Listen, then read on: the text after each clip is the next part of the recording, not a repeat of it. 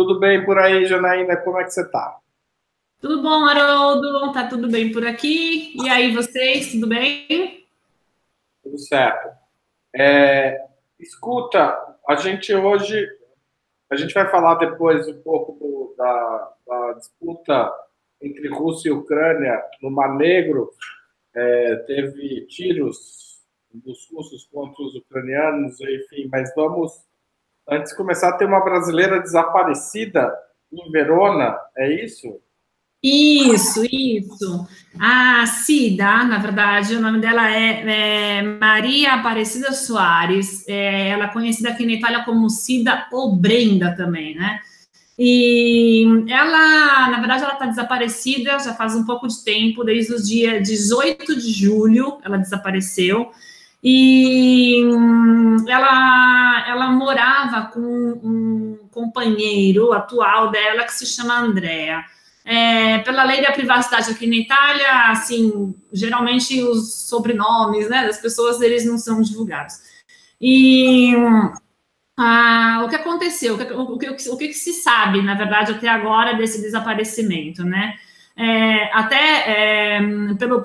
Esse próprio Andrea, ele declarou que no dia em que ela desapareceu, eles tinham brigado, tinham tido uma briga muito, muito feia, muito violenta, e ele foi dormir. E ele acordou no dia seguinte, eles já eram meio que separados em casa. Ela dormia, segundo ele, ela dormia no sofá na sala, ele dormia no quarto. E após essa briga, essa discussão, ele foi para o quarto, dormiu, acordou no dia seguinte, ela não estava mais em casa. E depois de uns, sei lá, 24 horas mais ou menos, ele contatou a polícia para avisar que ela tinha desaparecido. Pelo que a gente soube, a polícia está investigando, mas eles demoraram 2 meses para ir na casa desse Andrea fazer uma perícia no lugar. Nossa, que vontade, hein? Então, uma coisa meio lenta, né? E assim, essa Cida, pelo que as amigas dela, com quem eu conversei, pelo que elas falaram, ela era uma pessoa que ela era muito extrovertida, muito cheia de vida, enfim, e que nunca tinha feito isso. Ela mora aqui na Itália, mora, enfim, há mais de 20 anos. Esse era um segundo casamento dela, né? Ela já tinha sido casada com um outro italiano, porque ela tem uma filha de 15, 16 anos. E uma coisa estranha, na verdade, é que essa filha fez aniversário agora, foi o mês passado, e essa Cida, sua mãe, não ligou para dar os parabéns para a menina. E isso, assim, até ela mesma está achando que tem alguma coisa estranha, que a mãe dela não é que desapareceu no mapa, como estão querendo fazer com que a gente acredite nisso, né? Encontraram os documentos dela ou não? Não, então, segundo esse ex-companheiro, quando ela deixou a casa, quando ela abandonou a casa, né, ela deixou para trás tudo. Ela saiu de casa sem nada, sem bolsa, sem celular, sem carteira, sem documento, sem dinheiro, sem absolutamente nada. E só com o passaporte, carregando o passaporte, era o único documento que ele tinha sentido falta. Eu contatei o consulado em Milão e o cônsul adjunto me garantiu que o passaporte dela estava vencido. E com o passaporte vencido, é impossível você deixar um país no estrangeiro e voltar para o Brasil, entendeu? Uma coisa também que é muito estranha é que no dia que ela desapareceu, todas as redes sociais dela, assim, a conta do Facebook, do Instagram, Twitter, enfim, foram canceladas. É como se ela tivesse realmente desaparecido no mapa. E assim, sem deixar nenhum vestígio, realmente. Esse seu ex-companheiro aí, o Andrea, ele disse que a única coisa que ele notou de estranho, na verdade, foi que a bicicleta dela não estava na casa, não estava na garagem.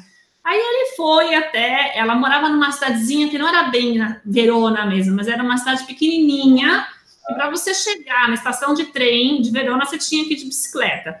E ele imaginou, vou ver se por acaso eu não encontro a bicicleta dela na estação, vai que, sei lá, ela pegou o trem e se mandou. E ele chegou na estação, encontrou essa bicicleta vermelha dela, estava lá presa como a gente fala, naqueles porta-bicicleta, né, que colocam na frente da estação para deixá-las lá guardadas. E, enfim, e esse caso, ele está tendo uma repercussão muito grande aqui na Itália. Ele foi parar num programa de televisão que é super seguido aqui, se chama Chi l'ha visto. É um programa que passa na noite, como se fosse... Oi? É um programa sobre desaparecido. Quem viu? Isso mesmo. É um programa que trata de casos de pessoas desaparecidas. E eles têm uma equipe de jornalistas investigativos que procuram desvendar esses mistérios, né? Tanto é que a polícia só foi na casa desse desse Andrea,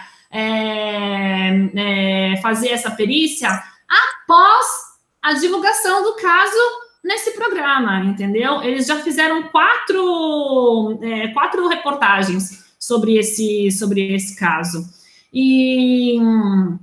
Ela no Brasil que se manifestaram nesse processo? Não, nada. Até agora, não. Assim, sobre a vida dela no Brasil, tem um ponto de interrogação. Nem o consulado não soube dizer se ela tem parentes no Brasil, vivos ou não. Eu perguntei isso, se eles tinham contatado os parentes dela no Brasil, e disseram que isso não tinha sido feito. O que está sendo feito aqui, na verdade, é uma grande mobilização das mulheres que estão realmente fazendo rede, porque o caso da Cida é o caso de mais uma brasileira que desaparece aqui na Itália e que eu não quero, como fala, culpar ninguém, não quero fazer um pré-julgamento aí, né? Exato, né? Mas, assim, os casos de feminicídio aqui na Itália são muito, muito violentos, entendeu? Eles são realmente assustadores. E... Com estrangeiras deve ser pior ainda. Oi? E com estrangeiras, mulheres estrangeiras, deve ser pior. Exatamente. Até porque, assim, a mulher estrangeira, ela vive numa situação que a mulher estrangeira, quando ela chega aqui, a maioria das vezes, ela chega meio através de um casamento, né? Só que a realidade aqui, ela é cruel, ela não é esse conto de fadas. E muitas mulheres, elas acabam vivendo numa situação quase de, não sei, auto-sequestro, auto-exílio, porque elas não falam bem italiano, elas não sabem dos direitos delas. E quando elas têm filhos, elas viram realmente reféns dos seus agressores, entendeu? E no caso, quando existe uma agressão, né, uma agressão física, uma agressão psicológica, né? E foi divulgada uma pesquisa de como é que se fala? Centro de combate à violência aqui na Itália. E praticamente, só no ano passado, quase 14 mil mulheres entraram em programa de proteção. Assim, é um número que te faz pensar realmente que a gente está passando por um problema, é uma violência endêmica, posso dizer. E quando a situação, para você ter uma ideia, eu conversei com o embaixador Cabonar, que é o cônsul, na verdade, né, do consulado de Roma, e perguntando para ele sobre os casos de violência relacionados à mulher brasileira. E os números são realmente impressionantes. Ele falou assim, que por semana o consulado recebe cerca de 20 pedidos de ajuda. Só que, assim, desses cerca de 20 pedidos de ajuda, 5 por semana são de mulheres vítimas de violência psicológica, violência econômica, violência física, e é um número muito grande. E o mesmo acontece com o consulado de Milão. Praticamente nos últimos 2 anos, o consulado de Milão, ele registrou cerca de 50 casos de violência contra a mulher brasileira por ano, 100 casos, em média, nos últimos 2 anos. é um número muito alto, viu? Realmente é muito assustador. E... Aparecida, então, é um caso emblemático para discutir essa questão aí na Itália, nesse momento, é isso? É isso mesmo, isso mesmo. E, assim, a gente pode até fazer como eu falo assim, fazer um gancho, né, com o Dia Internacional de Combate o Dia Internacional de Combate à Violência à Mulher, que aconteceu ontem, dia 25, né, e a ONU, ela tá com uma campanha muito legal, propondo, são 16 dias de mobilização, de ativismo, justamente contra a violência de gênero. E no Brasil são 21 dias. Eu te mandei o link, depois você pode colocar aí exato aqui embaixo, que praticamente no Brasil não são 16, mas são 21, são 20 dias. Começou, dia 20 de novembro, que era o Dia da Consciência Negra, e vai até o dia 10 de dezembro, que é o Dia Internacional dos Direitos Humanos. É uma agenda bem legal aí de mobilização e de eu dei uma olhada. São vários eventos bem importantes. A gente põe na descrição, e se der, a gente ainda põe ainda um link no próprio vídeo. Agora, vamos falar sobre a Ucrânia e a Rússia. A Rússia atirou contra 3 navios ucranianos que, segundo ela, estavam invadindo o mar territorial russo, é isso? No Mar Negro? Isso aconteceu ontem também, né, dia 25. Eu falo que foi o dia da Batalha Naval no Mar Negro. Não. Oi? 2 ucranianos feridos, é isso?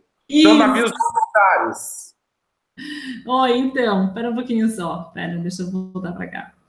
Então, o que aconteceu? Praticamente, a Marinha Ucrânia, ela acusou a Rússia de ter atirado em 3 embarcações militares na Península da Crimeia. Os barcos ucranianos, eles estavam atravessando o Estreito de Kerch, que praticamente é a porta de entrada do Mar de Azov, que separa a região da Crimeia da Rússia. E essas embarcações, elas também acabaram sendo sequestradas pelo governo russo. E como você falou... Os russos devem chamar de apreensão. Isso. Mas, assim, a gente aqui, que está saindo na imprensa daqui, foi sequestro mesmo, né? E praticamente dois marinheiros ficaram feridos.